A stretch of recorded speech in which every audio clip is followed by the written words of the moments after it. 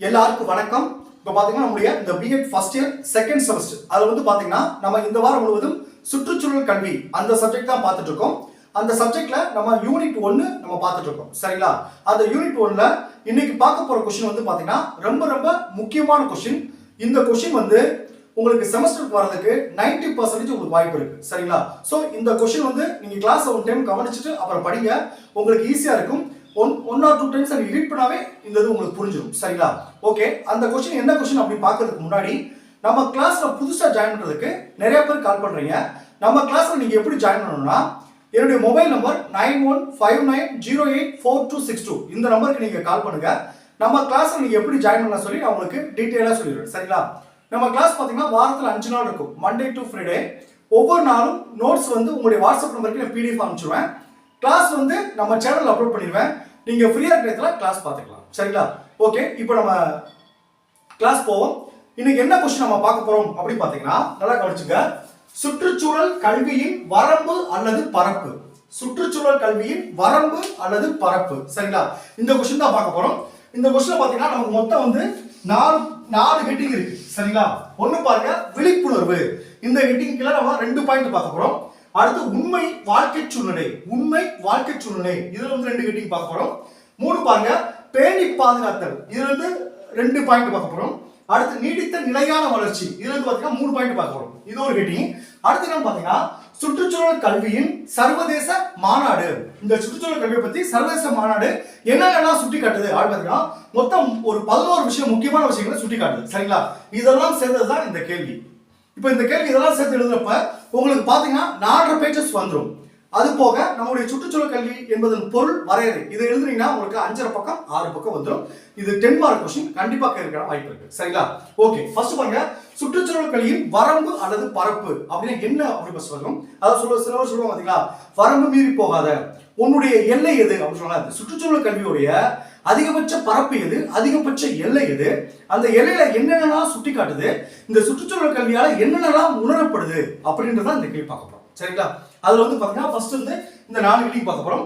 அதுல ஒண்ணு பாருங்க, விழிப்புணர்வு. சுற்றுச்சூழல் கல்வியை பத்தின விழிப்புணர்வு வந்து குழந்தைகள் இருந்து பெரியவங்களுக்கு கண்டிப்பா இருந்தால் மட்டும்தான் சுற்றுச்சூழல் சிறப்பாக, இயற்கை வந்து சிறப்பான அமைப்பை பெறும், மனிதனும் சிறப்பாக வாழ முடியும் அப்படின்னு சொல்றாங்க. சரிங்களா? ஃபர்ஸ்ட் என்ன பார்ப்போம், விழிப்புணர்வு. அந்த விழிப்புணர்வுல என்னென்ன இருக்குன்னு பார்ப்போம். நான் விழிப்புணர்வுல 2 பாயிண்ட் இருக்குன்னு சொன்னேன். அதுல விழிப்புணர்வு என்னென்ன கொடுத்துருக்காங்க பாருங்க. அந்த விழிப்புணர்வு அப்படி பாத்தீங்கன்னா அதுல முதல் பாயிண்ட் பாருங்க, இப்பகுதியில் இந்த விழிப்புணர்வு அந்த பகுதியில் என்ன சொல்லிருக்காங்கன்னா, இப்பகுதியில் சுற்றுச்சூழலில் இயற்பியல், உயிரியல் மற்றும் பண்பாட்டு அம்சங்களை ஒருவர் உணர்ந்து கொள்ள முயற்சி மேற்கொள்ளப்படுகிறது. இந்த இதுல கீழே வந்து பாத்தீங்கன்னா விழிப்புணர்வு அப்படி டாபிக்ல வந்து பாத்தீங்கன்னா இயற்பியல், உயிரியல் மற்றும் பண்பாட்டு அம்சங்களை ஒருவர் உணர்ந்து கொள்ள முயற்சி மேற்கொள்ளப்படுகிறது. இதுல வந்து இது சுட்டிக்காட்டப்படுது சொல்றாங்க. செகண்ட் பாயிண்ட் பாருங்க, உயிர்வாழ துணை புரியும் கூறுகளுடன் சுற்றுச்சூழல் தொடர்பு படுத்தப்பட்டுள்ளது. பாருங்க, உயிர்வாழ எதெல்லாம் முக்கியமான தேவைப்படுது அதுக்கே கொடுத்துருவாங்க. காற்று, நிலம், நீர், தாவரங்கள், பிராணிகள், சூரிய ஒளி இதெல்லாம் என்னது சுற்றுச்சூழலோட தொடர்பு படுத்தப்படுகிறது அப்படி சொல்றேன். இந்த 2 விஷயம் தான் அந்த பாயிண்ட்ல கொடுத்துருக்காங்க. சரிங்களா? அடுத்த பாயிண்ட் பாருங்க, உண்மை வாழ்க்கை சூழ்நிலை. உண்மை வாழ்க்கை சூழ்நிலைகள். பாருங்க, சுற்றுச்சூழல் வந்து உண்மையான வாழ்க்கை சூழ்நிலைகளை எடுத்துரைக்குது. சரிங்களா? அது முதல் பாயிண்ட் பாருங்க, இச்சூழ்நிலையில் சுற்றுச்சூழலை வாழ்க்கையுடன் இணைக்கிறது. வாழ்க்கை தனி, சுற்றுச்சூழல் தனி கிடையாது. வாழ்க்கையும் சுற்றுச்சூழலும் இணைந்ததுதான் சுற்றுச்சூழல் கல்வி அப்படி சொல்றாங்க. 2வது பாயிண்ட் பாருங்க, நிலைமைகள் இடத்தோடு தொடர்புடையவோ பாருங்க, நிலைமைகள் இடத்தோடு தொடர்புடையவானால் சுற்றுச்சூழல் நிலைமைகள் தானே நம்ம இருக்கிற இடத்தை வச்சுதான் சுற்றுச்சூழல் நிலைமையை சொல்ல முடியும். அதான் சொல்றாங்க, நிலைமைகள் இடத்தோடு தொடர்புடையவானால் ஒவ்வொரு இடத்தில் உள்ள பிரச்சனைகளும் அவற்றுக்கான முன்னுரிமையும் மாறுபட்டவையாகும். ஒவ்வொரு ஆள் வாழ்ற இடத்தை பொறுத்து தான் சுற்றுச்சூழல் மாறுபட எப்படி அப்படின்னு சொல்றாங்க. அடுத்த 3வது பாருங்க, பேணி பாதுகாத்தல். அதுல முதல் பாயிண்ட் பாருங்க, இது இன்றைய தலைமுறை மட்டுமல்லாமல் எதிர்கால தலைமுறைகளும் இயற்கை வளங்களை எவ்வாறு பயன்படுத்த வேண்டும் என்பதை உள்ளடக்கியதாகும். சரிங்களா? இந்த 4 வரம்புக்குள் செயல்படும் சொல்லிருக்காங்க. அது ஒவ்வொன்றா எக்ஸ்பிளைன் பண்றோம். செகண்ட் பாயிண்ட் பாருங்க, ஆனால் வளங்களை சுரண்டும் செயலை உள்ளடக்கியது அல்ல அப்படி சொல்றாங்க. அடுத்த 4வது பாயிண்ட் பாருங்க, நீடித்த நிலையான வளர்ச்சி. இதுல 3 பாயிண்ட் சொல்றாங்க. முதல் பாயிண்ட் பாருங்க, இது வளங்களை வளர்ச்சி செயலுக்காக புத்திசாலித்தனமாக பயன்படுத்தலை நோக்கமாக கொண்டது. 2வது பாயிண்ட் பாருங்க, எல்லா வளங்களும் ஒரு எல்லைக்கு உட்பட்டது. அதேபோல் எந்த ஒரு வாழும் அமைப்பின் வளர்ச்சிக்கும் ஒரு எல்லை உண்டு. எவ்வளவுதான் வளர்ச்சி முன்னேற்றம் கொண்டு போனாலும் இயற்கையை அழிச்சிட்டு வளர்ச்சி இருக்கக்கூடாது. எல்லா வளர்ச்சிக்கும் ஒரு எல்லை உண்டு. சரிங்களா? சுற்றுச்சூழலை வந்து பாதுகாத்து ஒரு வளர்ச்சி கொண்டு போகணும் அப்படின்னு சொல்றாங்க. மூணாவது பாருங்க, இதன் விளைவாக அளவோடு இருக்கும் இயற்கை வளங்களை, அதான் சொல்றாங்க, அளவோடு இருக்கும் இயற்கை வளங்களை ஒவ்வொருவரும் புத்திசாலித்தனமாகவும் நுண்ணறிவுடனும் பயன்படுத்த வேண்டியது அவசியமாகிறது. சோ இதுதான் இந்த 4 பாயிண்ட். அடுத்து என்ன சொன்ன பாத்தீங்கன்னா, சுற்றுச்சூழல் கல்வியின் சர்வதேச மாநாடு என்னென்ன விஷயம் 11 விஷயம் சுட்டிக்காட்ட சொல்லிட்டேன். அதில் முதல் விஷயத்தை பாருங்க, சுற்றுச்சூழல் இயற்கை மற்றும் மனிதனால் உருவாக்கப்பட்டது. தொழில்நுட்ப மற்றும் சமூக அம்சங்களும் இணைந்து முழுமையான நிலையில் கருதப்பட வேண்டும். எப்படி தொழில்நுட்பமும் சமூகமும் சேர்ந்த ஒரு அமைப்பு, அதோட சேர்ந்ததான் சுற்றுச்சூழலும். அதுக்கு நீங்க முக்கியத்துவம் கொடுக்கணும் அப்படின்னு சொல்றாங்க. அதான் பாருங்க, சுற்றுச்சூழல் இயற்கை மற்றும் மனிதனால் உருவாக்கப்பட்டது. தொழில்நுட்ப மற்றும் சமூக அம்சங்களும் இணைந்த முழுமையான நிலையில் கருதப்பட வேண்டும். இதெல்லாம் ரெண்டோட சேர்ந்து தொழில்நுட்பமும் சமூக சேர்ந்து அதோட சேர்ந்ததான் சுற்றுச்சூழலும். சரிங்களா? அது ரெண்டாவது பாருங்க, சுற்றுச்சூழல் கல்வி என்பது முறைப்படுத்தப்பட்ட மற்றும் முறைசாரா வழியிலும் கல்வியின் அனைத்து நிலைகளிலும், அதான் பாருங்க, முன்பள்ளி பருவத்தில் தொடங்கி வாழ்க்கை முழுவதும் தொடர்ச்சியாக நடைபெறுவதாக இருத்தல் வேண்டும். சுற்றுச்சூழலை பற்றிய விழிப்புணர்வு வந்து முன்பருவத்திலிருந்து கடைசி வரைக்கும் இருக்கணும் அப்படின்னு சொல்றாங்க. மூணாவது பாருங்க, சுற்றுச்சூழல் கல்வி ஒவ்வொரு துறையின் பாடப்பொருளையும் உள்ளடக்கிய பல்வேறு அணுகுமுறையை பின்பற்றுவதாக. பாருங்க, ஒவ்வொரு பாடத்துறையும் பொருளையும், இப்ப பாருங்க பிஎட்லயே சுற்றுச்சூழல் வச்சிருக்காங்க. பிஎட் ஆசிரியர் வந்து சுற்றுச்சூழலை பத்தி தெரிஞ்சுக்கணும்.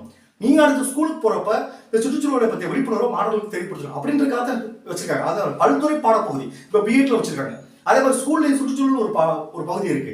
அடுத்து நீங்க மேல்நிலை படிப்புகளோட சுற்றுச்சூழல் ஒரு பகுதியை உருவாக்கி பல்துறை பாடப்பொருள் இருக்கணும் அப்படின்னு சொல்றாங்க. அதை பாருங்க, சுற்றுச்சூழல் கல்வி ஒவ்வொரு துறையும் பாடப்பொருளையும் உள்ளடக்கிய பல்வேறு அணுகுமுறையை பின்பற்றுவதாகவும் முழுமையான சமநிலைப்பட்ட தோற்றமுடையதாகவும் இருத்தல் வேண்டும் சொல்றாங்க. யாராவது பாருங்க, வட்டார அப்புறம் தேசிய மற்றும் சர்வதேச கண்ணோட்டத்தில் முக்கியமான சுற்றுச்சூழல் சிக்கல்களை ஆராயும் வகையில் பிற நாடுகளின் சுற்றுச்சூழல் நிலைமைகளை பற்றி மாணவர்கள் அறிந்து கொள்ள உதவ வேண்டும் அப்படின்னு சொல்லியிருக்காங்க.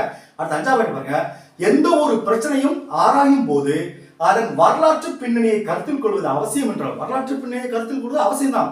அதே நேரத்தில் அதில் பொதிந்து கிடக்கும் சுற்றுச்சூழலுக்கு சீர்கேடு விளைவிக்கும் சாத்தியக்கூறுகள் மீது அதிக கவனம் செலுத்தப்பட வேண்டும். சரிங்களா?